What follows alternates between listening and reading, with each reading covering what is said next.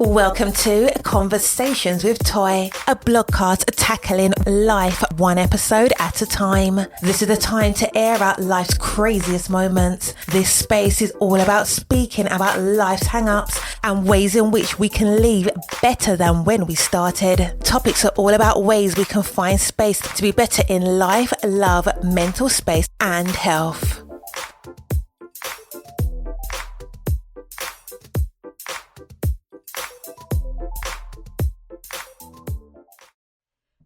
Happy Friday. I hope you had the most amazing week. I truly do. I hope that everything went well for you. I hope that you were in the best health. I hope that your money is growing stronger and higher and multiplying. All the things. Welcome to Conversations with Toy. I am your podcaster, Toy. I'm a podcaster. I'm a blogger, content creator. But I also am a wife and a mother of 3 amazing children, and I'm so glad that you are here. I am pretty excited. This week was pretty good. If this is your first time tuning in, hey, how are you? Again, I can't stress enough, in this podcast, I'm going to talk about things about mental health and wellness all the time. Every single time you log in, to some extent, somewhere, somehow, we're going to talk about mental health and wellness. I'm also going to be talking about what's happening in these internet streets and how we can use that information, should we need to use it, as ways to help us. Or it could just be something we need to talk about because it's happening all over the world. And so we are going to talk about that. With that being said and done, I am super glad to have you here. It is not by accident that you just happen to catch this episode. For whatever reason you're catching this episode was for you. So I hope that you stay and listen to the entire episode. Do me a favor, share this episode with someone else, review the episode or review the podcast at whole. Like, I love reading your reviews. You guys are just making me feel so good when I read your reviews. It encourages me to do the things I need to do. And so go ahead and give a good review and or a bad. Like, give me a review. I want to know what you think. What do you think I need to change? Let me know. With that being said, there is a lot going on, but I first want to talk about this week's therapy session. Now, I won't get into the ins and outs of my therapy session. And I do this from time to time where I'll share some things that I talked about in therapy, but this week's therapy was good. Now, for anybody who has ever taken therapy, or if you're like, you know what, I want to, but I'm not sure what to expect, let me be very clear. Therapy is not the place you go to all of a sudden become happy and everything is great. Oftentimes you go to therapy and it could be just me. There are times when I'm so drained from just the conversations, the emotional pull of everything, and the struggle is real. So sometimes, because I do my therapy pretty late at night, I'm exhausted by the time I'm done. Or I'm either exhausted, I can be happy, I can be angry, I can be frustrated. And I find for about 80% of my therapy session, the second I close my computer, because I do mine virtually, the second I close my computer, I'm in that bed. Sometimes the computer is in the bed with me and my husband has to come and get that thing off of me because I am just exhausted. And then there are times like this week where I'm just excited. Like, I'm excited to see just more growth, and definitely more personal growth. So this week's, I'm about to say this week's episode, we're already in this week's episode, but this week's therapy session was really good. I came to the realization, like, I don't want to be cocky, but I do feel like sometimes because we talk about mental health and wellness so much that people think that all the time you're just like on a depressed mode. And that is far from the truth. Or like all the time you're like emotionally down more. And it's like, no, not exactly. There are plenty of times when I'm in therapy and I feel good and I feel confident about the therapy session, or I feel confident about what I'm going to do after the therapy. Like, therapy does not work if you don't apply what you're learning about yourself and what you're learning in therapy to your real life. And so this week I was feeling myself in a good way. Like, sometimes these sessions, they prove to you that you're on the right path. It's not to just down the paths that you might have went on, but sometimes it's just like, listen, you're doing it. Like, you're doing it and you're telling yourself, or you're feeling like you're not doing enough. Last week I was like, couldn't wait to virtually see my therapist because I don't know, I felt like my emotions were all over the place. And I'm sitting here saying to myself, like, what is going on this inside of me that's making me feel this way? So again, I'm a writer, And I'm always going to try to write down my thoughts and my feelings. I was feeling like I was having some type of emotional roadblock with writing, and I just felt like so many things were happening. I definitely felt, that I was burnt out. And so I began for about a couple of weeks. I want to say after Christmas, I was like, listen, I done gave all I can give, and the giving is done. We got to put now I got to put some deposits in me, because I've already given so much of myself, so much of my time, so much of my energy to try to create content and do the things that I do. And I love it. Like, I love doing what I do, but it can get a little crazy. I'm so grateful that I'm feeling a whole lot better this week. I really, really feel like I've just been pouring back into my cup. I'm getting back to the things that I love. I'm enjoying the things that I already love to do. And so I'm grateful for that. So this week, this was a good week. This was a good week, and I'm excited for it. With today being Friday, it's also National Pie Day. And I don't know, everyone loves this day. Like, it's a good day. And 3.14 is the value of pi. And it's a good day. And also, it is Learn About Butterflies Day. Now, if you're a butterfly lover, this is your day. You're going to shine. But I just want to let you know, those are the national holidays. Those are the 2 national holidays, as well as National Potato Chip Day. So if you love a good chip, go ahead and, chomp onto that. I've said this before, but I wanted to stress this again. I started to look up the national holidays every single day when I was like in my deepest of depression. And the reason why this worked was that, sometimes you tell yourself, oh, there's nothing to live for. There's, I'm not worthy to be here. I kind of want to leave. And, everybody would be so much better without me being here, which is all a lie. Like, your head tells you that, and is usually clouded by the things that you have going on. And so I say that to say that I started to use those national holidays. I was like, because there has to be something to celebrate. And there is literally something you can celebrate outside of just, okay, I'm going to celebrate the fact that I'm still alive. I'm going to celebrate the fact that I'm still here. Not that you can't celebrate those things, but there's 1,001 reasons to look at the day and say, there's got to be some joy somewhere. And that's when I started to get my joy back. I started finding, getting really into it, like trying to find the most, unusual holidays. And it just was a good time. And so I still look them up, even though I don't feel like I need to do that for that reason. But now I got to the point where it's been so many years that that's just how I do it. And if you're a content creator, I highly encourage you to look up the national holidays. You literally can just type in National Holiday Calendar. And I suggest holidayinsights.com. That is holidayinsights.com. And you can find it per month. And each month I use that to actually map out my content. I sit there with the calendar and I have a planner. And inside my planner, I write down the national holidays that make sense. Since I'm a lifestyle and wellness and mental health blogger and content creator, I look for things that I can then have ideas to use the national holidays to spread awareness for whatever reason. So just want to share that if you're a content creator, I just gave you some game. Like, when people say, I don't have anything to put any content for, I don't know what to do, I don't know what to say. You do. First of all, you're a creative. And if you're a creative, the ideas will flow. And then on second, being creative, these are some cheat sheets that you can use to kind of fill in your content. So you all have content to post. So go to get to posting. Now, my husband this week has finally made the announcement. I won't say finally, but he made it public that his father had passed away, and he had passed away a few weeks ago. And that was kind of hard to watch and help him manage that and help him with his emotions. I will say grateful that the therapist was on deck. He has a separate therapist than mine. And I'm grateful that he had the unction, the gumption, and the wherewithal to go ahead and get himself some therapy. And will probably continue to get therapy as he processes this death.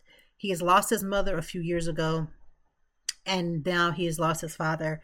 And that feeling of being he's an only child, and then that fear and that feeling of like, I'm, alone in this world and I don't have my parents.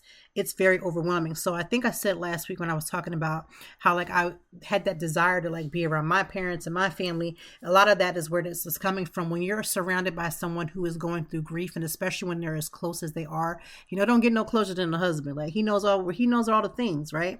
My husband is right there. We know each other. And when you watch somebody go through that, it makes you take a stake and look into your own world. It makes you think about the things that are surrounding you. It allows you to have the gratefulness of, saying, okay, I'm supporting my spouse, but Lord, I thank you for my family. I thank you for my mother and father still being here. I thank you for my siblings that are still here. I thank you, God, for my nieces and things, my grandparents that are still here. Thank God. And it's not to say that, okay, my people's here, I'm good. It's just that it just makes you put into perspective the fact that at any given time, things can happen. And because of that, I've just been really trying to support him in the best way. Here's the thing that I've been learning about when people are going through grief. When someone is going through grief, you can't meet them where you want them. You have to literally take the time to say to yourself, what makes the most sense? And how can you support them where they are? So that means that I don't get to call the shots on this grief. I don't get to say this is how we're going to happen. This is how this is going to do. My job as a spouse is to be there to support. Be there to support, not nag. Be there to support, not, be all extra and getting all extra. None of that. It's supposed to be support. When you support something like a bed that supports things, it's supposed to be strong. It's supposed to have its, do all the things that needs to be done. And that's it. I'm here to support. I'm not telling my husband how he should grieve. I'm not telling him you should be over anything. That's not my job. And the one thing about your own mental health, when he was going through what he was going through, and again, it allowed me to take a step back to think about my own, family and just, how would I navigate this? How would I feel should this happen? But see, I have the grace to be able to say what I think I would do. I don't know what I'll do. I don't know what my responses would be when I finally do get into that position. I don't know what my responses are going to be. I say that to remind everyone. We think and we see things on social media. We see things in life and we're like, I would never. You don't know what you would never do. You just don't know. And so I just want to serve that announcement. You just never know what you are capable of doing. So this is why you don't judge. We listen and we don't judge. We don't, because you don't know what somebody is going through on the other side. You don't know how they will respond. You don't know how you're going to respond. And when you get into something, you got to pray for the same grace that the person that is going through it before you has and will continue to have. You got to get that grace in your life. Again, this week, I've been doing the same things that I've been doing, which has been working for me. One, staying on top of my medication. Number two, making sure that I stay grounded. This is getting up in the morning. I'm saying my prayers. I'm reading my scripture. I'm getting myself calm. I'm doing that to start my day. Because these breaking news is coming through. They just doing the most. Every time you turn around, something's going down. So I talked about that on my TikTok. You can follow me on all social media channels as Toy Time Blog, and Facebook is Toy Time Ladies. That was my first business social media. So I never considered to just name it Toy Time Blog until later. So there's that. I am honestly really just wanting to find ways to be a better version of myself. And so I'm also doing things like not being hard on myself. Like if I mess up, quote unquote, and I miss the mark, it's just a mark that's missing. I just have an opportunity to do something else again. Like I have an opportunity to change whatever I didn't fix the first time. So in today's episode, I do want to talk about our nighttime and our morning routine. Now, your nighttime and morning routine is going to look different. Everybody is different. We all know this. We understand the concept. But I want to talk about what you're doing in the nighttime that prepares you for the day, and what are you doing in the daytime that prepares you for the rest of your day. Your nighttime routine, again, I can't tell you what it should include because only you know what you need. A lot of people, I do think we all should consider having some downtime. I think we should. I get it. It's hard. And I'll be the first to admit that it's not as easy as it says, but we have to find downtime. That means, finding some type of activity that you can just have your cool down from the day. Like after you've answered 2011 emails, after you've worked or you've taken meetings all day, after you have run and run and run. Let me just give you just a quick day. I could be having meetings all day, doing work all day, picking up the kids, doing dinner, taking them to the park, getting a treat. This, and FYI, what I just said to you was just all of yesterday. Just all of yesterday. But where is the calm down? Where is the drinking some chai tea before you go to sleep? Where is the, reading a good book before you go down? Where is the listening to a podcast? Where is the doing your skincare? Where is the making sure you go to bed at a decent hour? Now, that bed one is hard because if you're like me who does a lot, and especially because I do a lot in the evening because events usually happen in the evening, sometimes it's hard. Like I can get home from an event and because I've been at an event, now I'm riled up. And I got to calm down. But you really should focus on asking yourself, what is your nighttime routine? What is your morning routine? Sometimes preparing things at night will save you 1,000 in the morning. What I have been doing, which is not like some big traumatic, like, oh my God, I got the secret. Let me just lean in, y'all, lean in. This is going to blow your mind. That's not what I'm saying. It's simple things that could prepare you at night that will truly help you in the morning. Things like making my kids lunch. I make them put all the things that I can put together at night. I do that at night because sometimes in the morning, you may need extra sleep. You may want to sleep an extra 15 minutes. That helps me to do that, to think about that. So again, little things. If you can meal prep at night, maybe you could pack your bag for the day. Even if you don't work, here's a little tidbit that I will think will help. Even if you work at home. Maybe packing a bunch of snacks. Like for me, my office is downstairs in my basement and it's completely, separated. And so if I want to go eat or drink, I have to go upstairs. Sometimes you get caught up in answering emails, being on Zooms, taking meetings, taking calls that you just don't forget to go up the steps. And that's just being in the house. So I find like taking things and packing snacks that you can bring downstairs to the office so that you already have everything ready to go. And then you can keep yourself eating well. But you have to define what your nighttime routine looks like. What does your morning routine look like? I strongly suggest, even if you don't have a family, this is not about whether you have a family or not, whether you're married, none of that stuff matters. What does matter is setting some time for you to have a quiet time in the morning. That means try not to be on your phone, checking social media apps. That means listening to a podcast, praying, meditating, whatever you need to start. Give yourself 15, 20 minutes to 30 minutes a day. I know some people who do it an hour. They give themselves a full hour to get up and get themselves together. For me, I'm going to give myself probably 30. And then after that, I try to get myself, moving and getting ready. So it helps with getting kids up and getting them ready because they're seeing you get ready. They're moving at the same pace you are. And you really can control the tempo of your home if you do that. But simple things in your nighttime routine will help you excel by morning. And what you do in the morning can give you that calm for what you're expecting to go through for the rest of the day. These last few months have been out of pocket, and I find that getting up and setting that day really does help. But trying to work smarter, not harder, is always the key. So ask yourself, what do you do? How do you wind down at night? What do you need to do in your nighttime routine that you started to do, but you kind of fell off? Because many of us think, okay, I know I need to wash my face. I know I need to brush my teeth. I know I need to do these different things. But if you're not being consistent in that, if you say, I know, I've heard this before, I just was doing it for a while, but then I stopped. If you say I've been doing something that you knew was good for you, and then you stop, ask yourself why. Ask yourself why. Why was something that was good for you, you stopped it, and then you fell off on it? And if you can't come up with something that actually makes a good heap of sense, I need you to get back into your routine. I need you to get back into pouring back into your cup before you go to bed and being grateful. Write in your journal. Write in, your journal thoughts about, what 3 things I'm grateful for. And then don't do the same 3. Don't just say, I'm grateful for my family. I'm grateful for life. I'm grateful for all that stuff. No, I want you to mix it up. Those are simple things you can do right in the bed, pen, notebook, and go to sleep.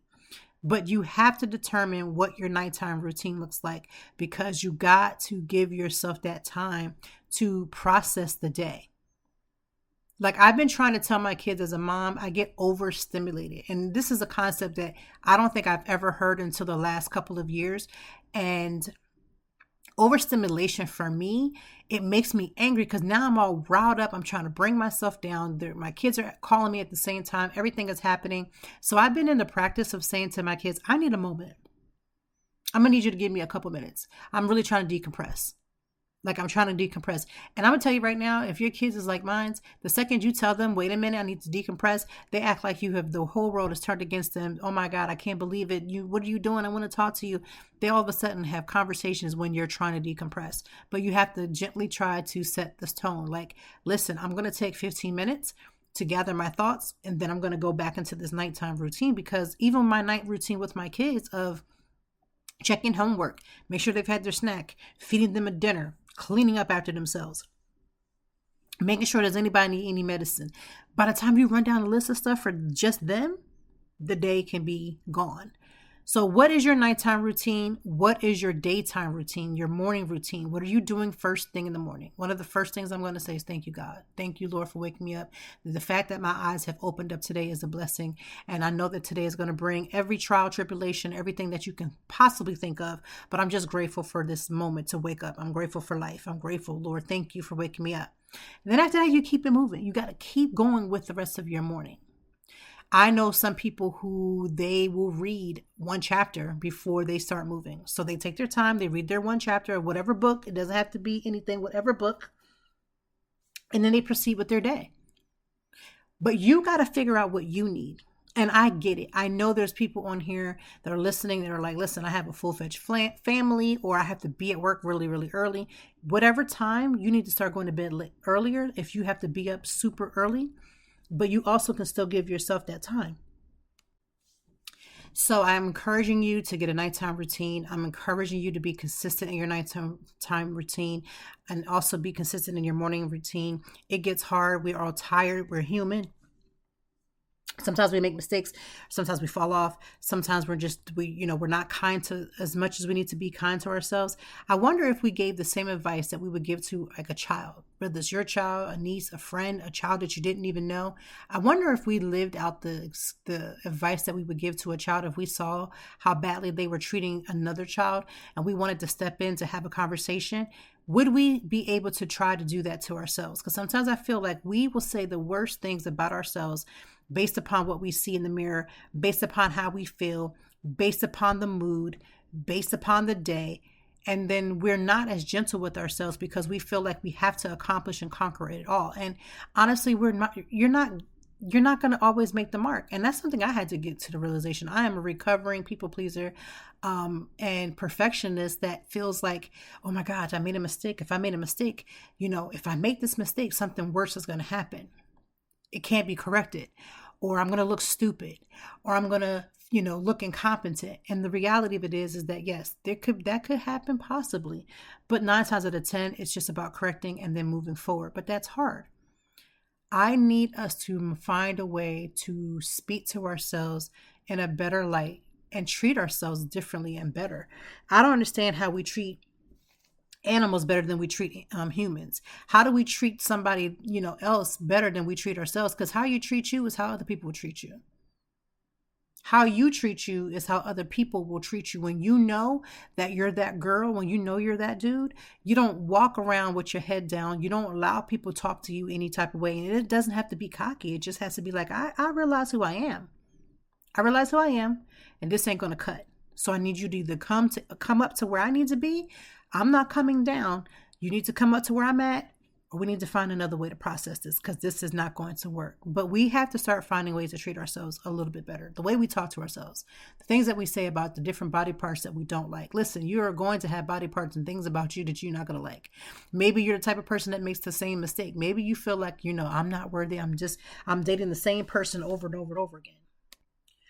What are some of I cannot do that. That's not a part of my world. I don't want no parts in it when it comes to the nighttime routine.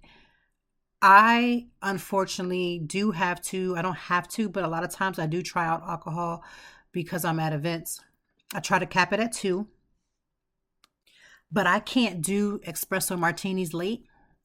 I know that that's like a drink, and that's, for me, I feel like that's more like a brunch drink, but there's been so many, especially here in Philly, I swear, I turn around, there's a espresso martini this, espresso martini that. I'm not against espresso martinis, although I am very judgmental. Some people think that their martinis their espresso martinis are great, and I'm like, it's really trash. So I really do have a hard, like, hey, this is okay. I'm not willing to risk one of my 1 or 2 cocktails at night, and I don't do this every night. for an espresso martini at night. I can't do it. If it's after 6, 7 o'clock, I'm not going to be able to do that. And again, I know that somebody's going to say, well, I like it. Let me be clear. If you like it, I love it, but I don't love it for me. Espresso martini is one of those things I cannot do late at night. One of the things I cannot do is scary movies before I go to bed. I feel like it's something about that really doesn't sit well on me. And watching something that's super scary, something that's like super gruesome is hard. I'm not even a scary type of person, a scary movie type of person anyway. So if I'm going to even attempt to try to engage in that, it's just something I can't do. I can't watch scary things at night before I go to sleep. I can't drink an espresso martini before I go to sleep.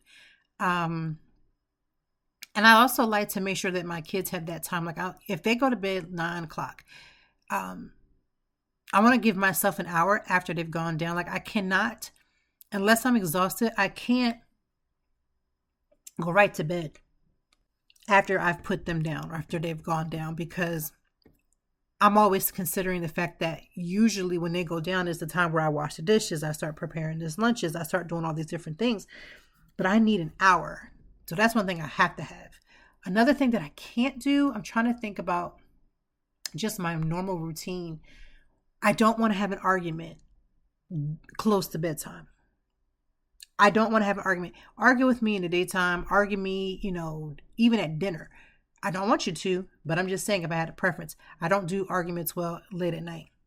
One, I'm not a full night person. I'm more of a morning person. I have to be out because of what I do at night, but I'm more of a morning person. And I don't like having an argument late at night. I feel like that just causes you don't settle well. Like I feel like you just don't settle well when you've argued with anybody. It doesn't have to be your significant other. It could be, calling your parent on the phone and your parent is yelling at you, you're yelling at them. I don't want to have any arguments at night because I want to be able to sleep and I want to be able to process. And sometimes if an argument ensues and it's close to bedtime and now my mind can't go, I can't rest. I cannot rest. My body will not rest. I can't do it. One of the things that I did this week, though, I will say, now I know you've probably listened to the podcast before, I think 3 or 4 episodes before, where I talked about doing floating water yoga. That's been amazing, but I added a little sprinkle of being able to do some sound baths by the water, aka the pool. I highly suggest it. It took me a while. So this is about like 30 to 40 minute class, and the first 5 minutes, I was struggling. Super hard. It's hard when you try to meditate to try to take those thoughts and processes out of your head to simply be able to get them out of your way, because trying to take, I was thinking about, what about dinner? What about this? I didn't get a chance to do that. So it took me a while before I did the calming. And I think I'm going to try to do that, like the not sound bath, but more meditation more often. I'm not doing it enough. But I do feel like it is normal to try to have your thoughts be all over the place. But I did that this week, and that was good for my mental health and wellness. I enjoyed it. I got to see one of my really good friends. I hadn't seen her in a while, so I was super glad to have seen her. That helped with my mental health and wellness.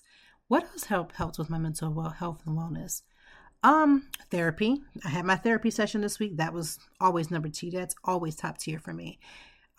Regardless, sometimes I'd be frustrated, but for the most part, I felt it was great. So therapy was one of the tools that I had to use this week that I felt was amazing for me. This week, I have been writing more in my journal. I got to get my life back together to get my blog right. But I have been writing in my journal, and I'm super grateful. So those are the things that I've been doing this week. If you're in a Philadelphia area and you're thinking about, hey, there's some new things that I just saw, what have I been doing this week? I did go to a media party influencer night for Craftman's Row, which is a bar here in Philadelphia. And now they are doing their blooming garden. And they basically top from ceiling to floor, there's nothing but pure flowers, decorative. It's very beautiful. I will say this, the drinks are always on point. They have some creative thought process about how they do their drinks. I will say this year, they just like upped it for me. Like they just took it to another level with the drinks this year. I was very, very impressed. The food is good. The one thing I did not like, I'm going to have to say this. I love them, but I have to say this. They had some type of shrimp sandwich. That shrimp sandwich is not it for me. It was too wet. It was almost like a wet version of like a tuna salad or something like that. But it just was not hitting. I thought it would be a different texture. It was not. So I will not be ordering that again. But they usually have other things. You know, I didn't try the other food. I did try some of the pasta. I did try some of that because my plus one, Ashley, she ordered that. But they had the larger than life milkshakes. These milkshakes are like out of pocket big, not pig. I felt like a pig eating it, or drinking it as much as I could. But I will say that if you're looking for something that's going to give you like a themed floral, you know, we're stepping into the spring, we're, you know, blooming in garden blooming, go ahead to Craftsman's Row. That was what I have done this week.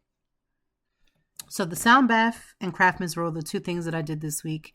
I missed going to a movie premiere that I was supposed to go to, but I needed to be in mom mode a little longer, so that did not pan out for me. So I enjoyed that. This past Sunday, I did go to Vita. Vita is, I believe, on Chestnut Street, if you're here in the Philadelphia area. So in the front, it looks like it cosplays as a gelato, and it's some good gelato. That gelato is top tier. That is some very good gelato. But there is a red door, and if you have the right password, you can go beyond the door or behind the door. And that is literally their tag, like behind the door. That inside of there is swanky. It's elegant. The food is good. I'm going to go back. If you live in the Philadelphia area, if you've never tried Vita, which again, in the cosplays in the front as a gelato spot. So you walking past, you're like, oh, it's a nice little spot. But in the back behind that door, you want to get there. Make you a reservation so you can use you a passcode to get in there. And I want you to run, do not walk to Vita. I think it is listen, if you want to impress someone, like let's say you want to have like a first date, or you've been dating for a while, or even if you're married like I am, get you a date behind that wall. It's dark, so it's like very cute, very dark. I like that. And the food is good. And the drinks are good. And if you love a good old fashioned, they got some pretty, that's pretty top tier for like old fashions if you like it, because I do. So again, Vita was one place I did this week.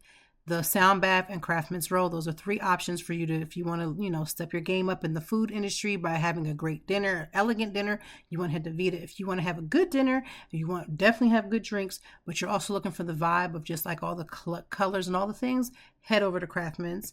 And again, if you're looking for something that's relaxing, that's going to give you more of a calm when it comes to your mental health and wellness, I highly suggest, you know, floating yoga as well as the Sound Bath. I think they have Pilates and I think another class there as well. It's held in the AKA Hotel, which is, I believe, on, I want to say Walnut. Yes, it's on Walnut. If this is all of the things that are happening here that I've went and I've tried, and I can talk about it because I was there. That is the things that I went through and did this week. Now, this weekend, I do have quite a few events. I have, I believe, 2 or 3 events on Saturday and nothing on Sunday. I think it's supposed to rain here in Philadelphia, or there's a high percentage of rain because there is a storm coming to like some of the southern states. Yeah, this weekend is coming, like a big storm coming to the southern states. So we in Philly will get the remnants of that.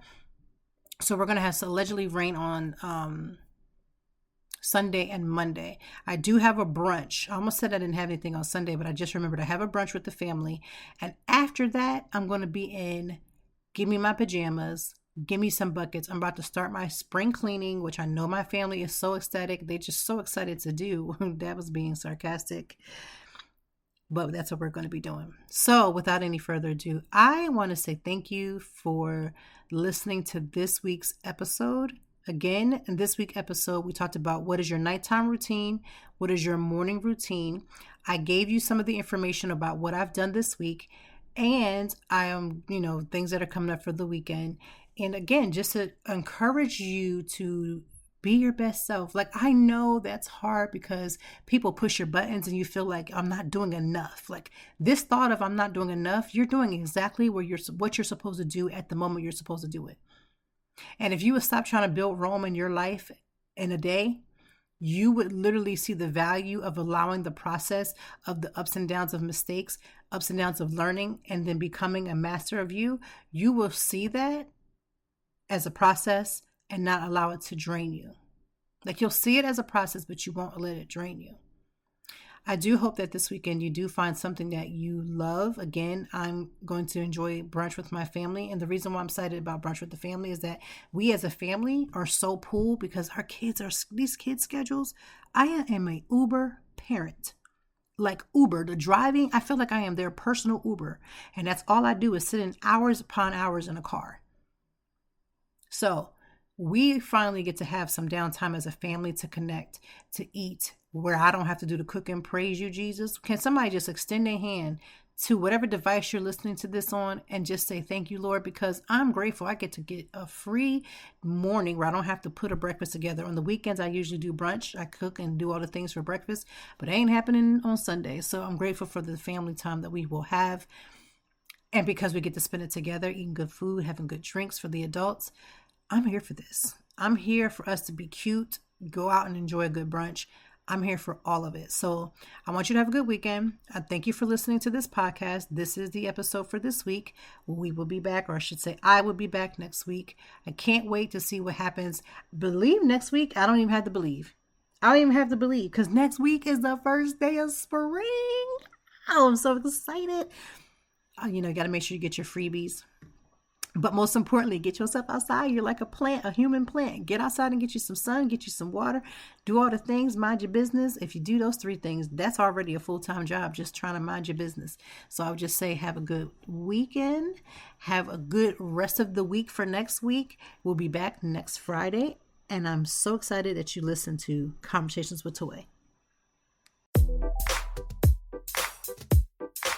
Thank you as always for joining me. And I know that even in the deepest or joyful conversations, that there's something we can learn and apply. Until next time, I hope that you are doing better. If not, we will be back to talk some more and handle it. Peace to you and yours. Stay grounded.